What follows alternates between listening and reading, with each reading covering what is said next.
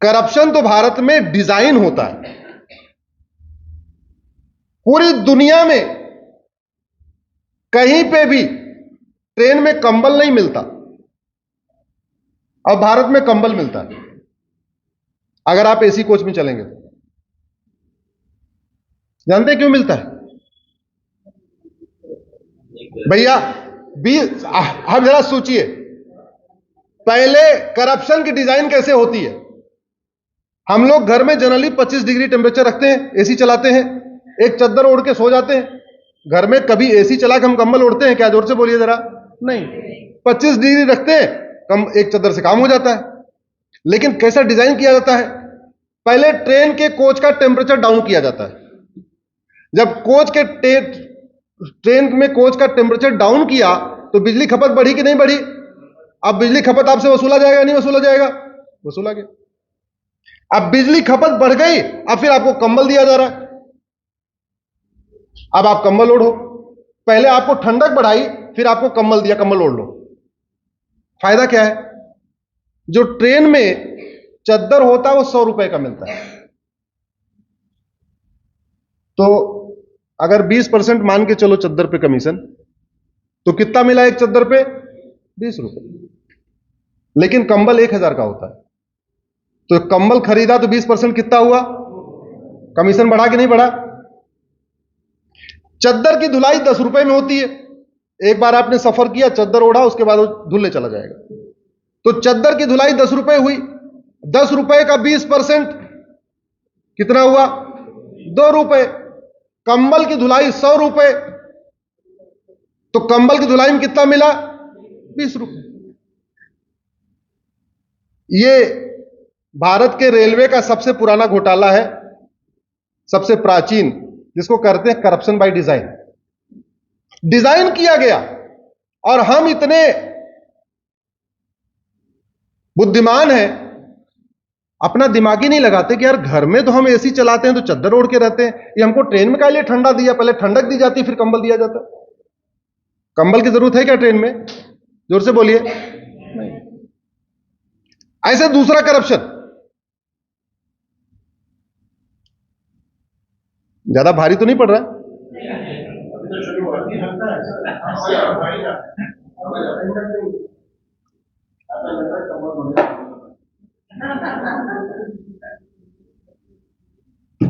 दूसरा,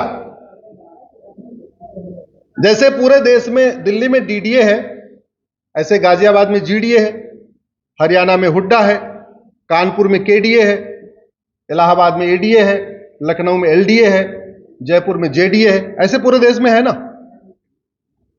आप ध्यान देना, इनका जो फ्लैट होगा बिना उसको मॉडिफाई कराए आप रह ही नहीं सकते हो।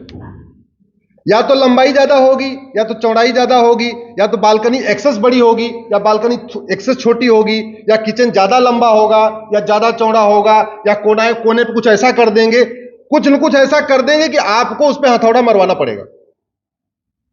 यह करप्शन बाय डिजाइन का दूसरा एग्जांपल आपको दे रहा हूं। दूसरा डिजाइन क्यों है? क्योंकि यह आपको 99 ईयर की लीज पे मिलता है। पूरे देश में जो फ्लैट होते हैं, डीडीए, जेडीए, एमडीए, हुड्डा जो भी है, 99 की लीज पे मिलते हैं। तो 99 ईयर इनकी गारंटी भी होती है, लेकिन वो गारंटी तब तक है जब तक आप उसमें कोई मॉडिफिकेशन नहीं कराओगे। थोड़ा सा आपने उसका कमरा बदला तो गारंटी खत्म। अब आने के बाद आपका पूरा ढह जाए, गिर जाए, भूकंप आने पे दरार आ जाए, कुछ भी आ जाए, देखो भैया आपने इसमें छेड़छाड़ किया है, आपने इसकी बालकनी बढ़ा दिया, आपने ये कर दिया, आपने इसका प्लास्टर ऐसे मार दिया, आपने इसमें पीओपी लगवा दिया, आपने ये कर दिया, इसलिए गारंटी। ऐसा नहीं कि डीडीए, जीडीए, एमडीए, एडीए के इंजीनियर अनपढ़ है, या उनको पता नहीं है कि बेडरूम की साइज क्या रखनी है, ड्राइंग रूम की साइज क्या रखनी है, कॉलम की साइज क्या रखनी है, किचन की साइज उनको पता है, लेकिन जानबूझ के थोड़ा बड़ा छोटा रखा जाता है, जिससे आप मजबूर होके गृह प्रवेश करने के पहले थोड़ा सा उसमें अल्ट्रेशन कराओ। अल्ट्रेशन करा दिया तो गारंटी खत्म। अब जब गारंटी खत्म तो बनाते समय एक 5 का मसाला लगवाओ, एक 10 का मसाला लगवाओ, उनको पता है ऐसी डिजाइन बनाया है, अगला आल्टर करेगा। तो सीमेंट बालू का रेशियो कुछ भी रख लो, सरिया की मोटाई कुछ भी रख लो, कुछ भी स्टैंडर्ड बना लो। रश्मि जी जानती है कि मेरी पीआईएल चल रही है सुप्रीम कोर्ट में, one nation one builder buyer agreement के ऊपर, uniform builder buyer agreement. Uniform के नाम से मेरी करीब 25 पीआईएल है। Uniform age of marriage, uniform grounds of divorce, uniform adoption, uniform succession, uniform inheritance, ऐसे यूनिफॉर्म करके 25 पीआईएल है। उसमें एक पीआईएल है यूनिफॉर्म बिल्डर बायर एग्रीमेंट। उसमें पूरे देश के सभी राज्य सरकारों को नोटिस हुआ है। भारत में जितने बिल्डर उतने टाइप के उनके एग्रीमेंट। डीएलएफ का 70 पेज का है, तो यूनिटेक का 65 पेज का है, तो जेपी वालों का 45 पेज का है। मतलब जस्ट एग्जांपल आपको दे रहा हूं, किसी का 45 पेज, किसी का 50 पेज, किसी आप लोग फ्लैट लेते होगे तो आपने देखा होगा। ईमानदारी से बताना जिसने फ्लैट लिया हो, कभी पढ़ा उसको साइन करने के पहले? जोर से बोलिए जरा। आपने पढ़ा? इनके लिए ताली बजाइए। पहले मैडम पढ़िए, आपने पढ़ा? समझ आया कि नहीं? ये समझ आया, लेकिन उसको बदला नहीं जा सकता। वो बदलते नहीं। हाँ। मैंने फिर मेरे पास बेंगलोर से 2-3 केस आए, उसमें मैंने देखा तो मैंने कहा चलो आपका केस तो प्राइवेट अलग करूंगा, एक मैंने पीआईएल भी करता हूं कि देश में one nation one builder buyer agreement है। एक चीज बताओ, जब 25 बाई 50 के प्लॉट में स्टैंडर्ड है कि हाइट इतनी होनी चाहिए, स्ट्रेंथ इतनी होनी चाहिए, सरिया इतनी होनी चाहिए, तो यूपी में बने, दिल्ली में बने, बंगाल में बने, बिहार में बने, कहीं बने, क्या फर्क पड़ता है? इतना अंतर होता है भाई, जहां भूकंप ज्यादा आना वहां थोड़ा 10% एक्स्ट्रा उसमें मटेरियल लगना चाहिए, जहां नॉर्मल वे में नॉर्मल लगना चाहिए। दूसरा, भारत में केवल 10% लोगों को अंग्रेजी आती है, 90% लोग को अच्छी अंग्रेजी नहीं आती, लेकिन उसको ऐसी भाषा में अंग्रेजी में आपका बिल्डर बायर एग्रीमेंट बनता है कि आप चाहो, पहली बात तो 70 पेज, दूसरा अंग्रेजी में ऐसे ऐसे लैटिन वर्ड, ग्रीक वाले वर्ड, ऐसे ऐसे वर्ड कि आप चक्कर खा जाओगे, शर्म के मारे बताओगे भी नहीं हमको समझ में नहीं आ रहा। कह रहे हैं कि 50 लाख का फ्लैट ले रहे हैं, यार कैसे? मतलब आपको थोड़ा ईगो भी आएगी ना भाई, 50 लाख का हम फ्लैट लेने आए तो हम कैसे बता दें हमको अंग्रेजी नहीं आती। अच्छा, आप साइन करके आ गए।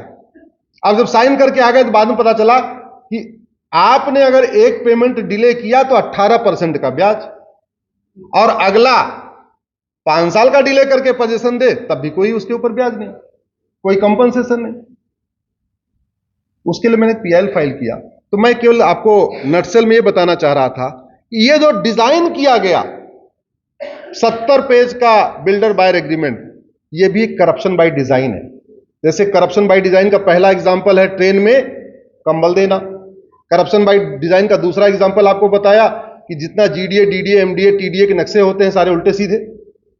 चौथा आपको एग्जांपल दिया कि जब आप बिल्डर बायर एग्रीमेंट देखते हैं उसमें भी इतने क्लॉजेस, इतनी भाषा, और वो भी केवल अंग्रेजी में, वो भी 70 पेज का। बिल्डर बायर एग्रीमेंट मुश्किल से 10 पेज का बन सकता है। और सबसे बड़ी बात ये, आपके काम की उसमें एक भी बात नहीं होती। सरिया की क्या लंबाई होगी किसी बिल्डर बायर एग्रीमेंट में लिखा है क्या? जोर से बोलिए जरा।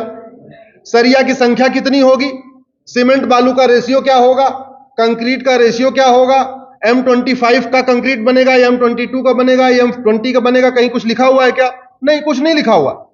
सीलन आएगी तो कौन इसको ठीक कराएगा, सीपेज आएगी तो कौन ठीक कराएगा, कितने साल की गारंटी होगी? नहीं, हमने पैसे दे दिया, अपना कराते रहो, खत्म बात। जानते हैं क्यों? क्योंकि हम गुलामी की मानसिकता से बाहर ही नहीं आ पा रहे। हमने सवाल करना छोड़ दिया, हमने ये सोचना ही छोड़ दिया कि यार दिल्ली में इतना नशा तस्करी क्यों है, सिंगापुर में क्यों नहीं है। नशा की बात किसी ने किया था? किसने किया था नशे की बात? सच्चाई तो यह है कि दिल्ली की ऐसा कोई कॉलेज नहीं है जहां सिगरेट के पैकेट के अंदर गांजा नहीं बेचा जा रहा। इसका मूल कारण भी करप्शन है, इसका मूल कारण भी घटिया कानून है।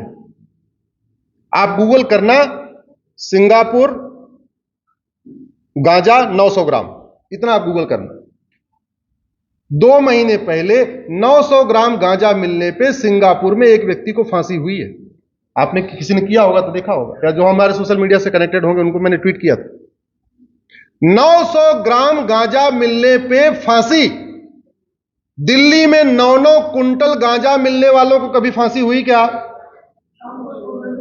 हुई नहीं हुई? अब आप ये बताओ, गांजे की सजा 3 से 7 साल और गांजे की सजा आजीवन कारावास फांसी, इस कानून को बदलने में कोई लागत आएगी क्या? कोई लागत है?